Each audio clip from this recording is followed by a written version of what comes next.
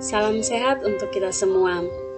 Saya Yanti Febriana Parikas, mahasiswa Universitas Nusa Cendana, Fakultas Kesehatan Masyarakat, Program Studi Ilmu Kesehatan Masyarakat dengan NIM 21070100232. Jika di video-video sebelumnya saya telah membahas beberapa penyakit tidak menular, maka di kesempatan kali ini saya akan membahas mengenai salah satu materi pada mata kuliah Biomedik 1, yaitu sistem pencernaan pada manusia. Sistem pencernaan pada manusia. Sistem pencernaan manusia berfungsi menerima makanan, mencerna makanan menjadi zat gizi dan energi, menyerap zat gizi ke dalam aliran darah, serta membuang sisa proses tersebut dari tubuh. Proses tersebut tentu melibatkan organ-organ pencernaan pada tubuh kita. Bagaimana proses pencernaan berlangsung? Organ-organ apa sajakah yang terlibat? Untuk menjawab pertanyaan ini, mari simak pembahasan tentang sistem pencernaan manusia berikut ini. Makanan yang kita konsumsi akan mengalami dua proses pencernaan, yaitu secara mekanik serta kimiawi. Pencernaan mekanik terjadi di dalam rongga mulut. Proses ini berlangsung ketika kita sedang mengunyah makanan. Sementara itu, pencernaan kimiawi dilakukan di rongga mulut, lambung, serta usus dengan bantuan enzim. Selain itu, proses mencerna makanan dibantu oleh serangkaian otot yang fungsinya mengkoordinasikan pergerakan makanan agar proses pengolahannya berjalan dengan lancar. Oke teman-teman, sekarang kita akan masuk pada struktur dan urutan pencernaan pada manusia. Yang pertama ada mulut. Lubang pada mulut berbentuk bibir yang berotot. Di dalam mulut terjadi proses pencernaan paling awal, yaitu berupa penghancuran makanan dengan bantuan gigi dan lidah. Proses tersebut dinamakan pencernaan mekanik serta berlangsung saat kita mengunyah. Sedangkan pencernaan kimiawi melibatkan enzim tialin yang berfungsi mengubah amilo menjadi glukosa. Oleh sebab itu, ketika kita sedang mengunyah nasi, lama-lama nasi tersebut terasa manis karena enzim tialin tersebut. Yang kedua ada kelenjar ludah. Kelenjar ludah berfungsi untuk mengeluarkan saliva yang merupakan cairan pertama yang mencerna makanan. Saliva mengandung cairan yang bersifat alkali.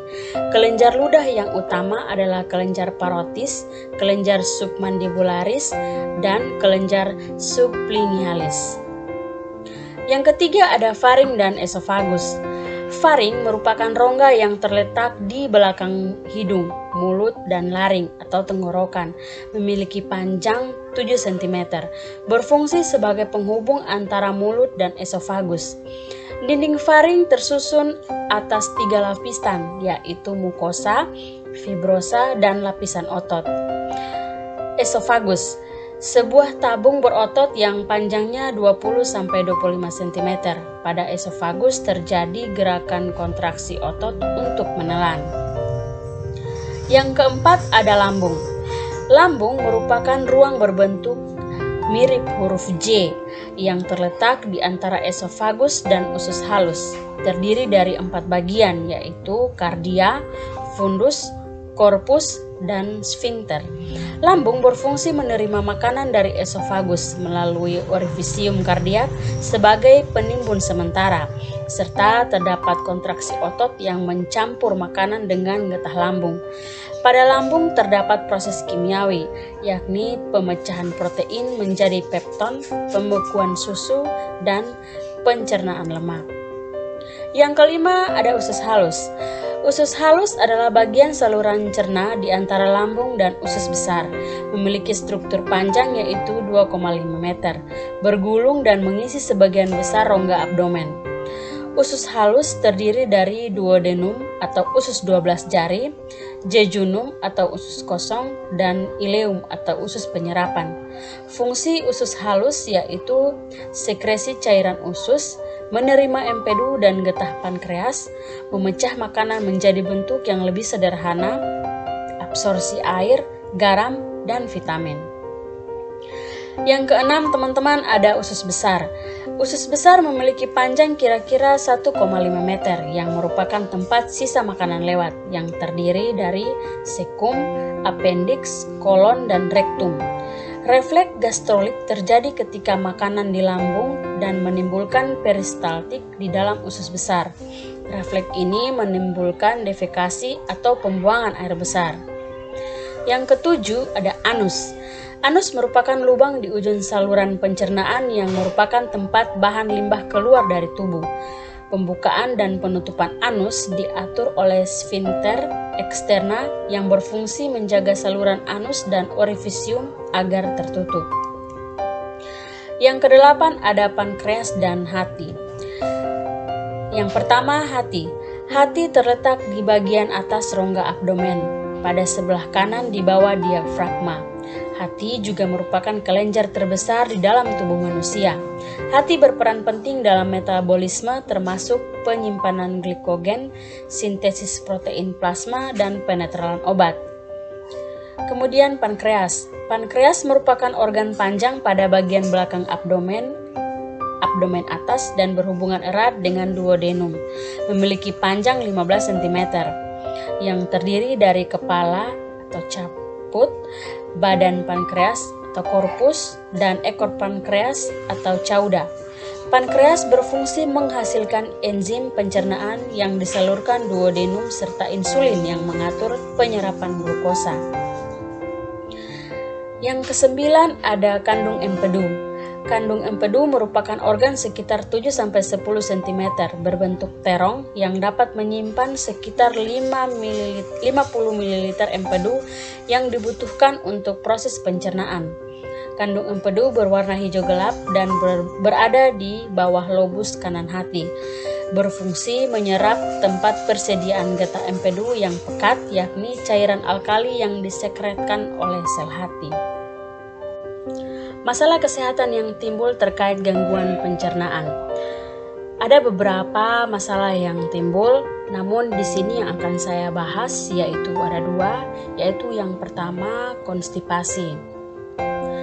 Konstipasi atau sembelit yaitu perubahan frekuensi buang air besar yang menjadi lebih jarang karena menurunnya pergerakan usus. Umumnya frekuensi buang air besar kurang dari 3 kali seminggu. Dapat dicegah dengan membiasakan diri buang air besar pada waktu yang sama setiap hari, memperbanyak minum air putih, memperbanyak makan makanan tinggi serat, rutin berolahraga, dan tidak menahan ketika harus buang air besar. Yang kedua, ada gastroesophageal reflux disease atau GERD, sering disebut penyakit asam lambung. Terjadi ketika asam lambung naik menuju kerongkongan disebabkan oleh lemahnya katup sfinkter yang terletak di dalam saluran kerongkongan. Maksud saya kerongkongan bawah, di mana katup yang lemah menyebabkan kerongkongan tetap terbuka sehingga asam lambung naik ke kerongkongan. Ditandai dengan rasa perih, rasa asam di belakang mulut, batuk tanpa dahak, mual dan muntah, serta begah.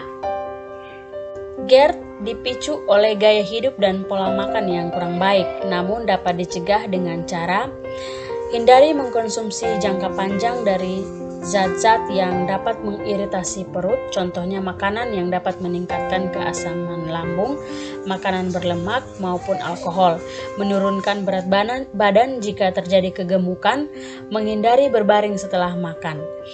Penerapan perilaku hidup bersih dan sehat merupakan salah satu cara untuk mencegah gangguan kesehatan pada pencernaan. Teman-teman, demikian pembahasan saya mengenai sistem pencernaan pada manusia. Terima kasih untuk kesediaan menonton. Sampai jumpa di video-video selanjutnya. Salam sehat.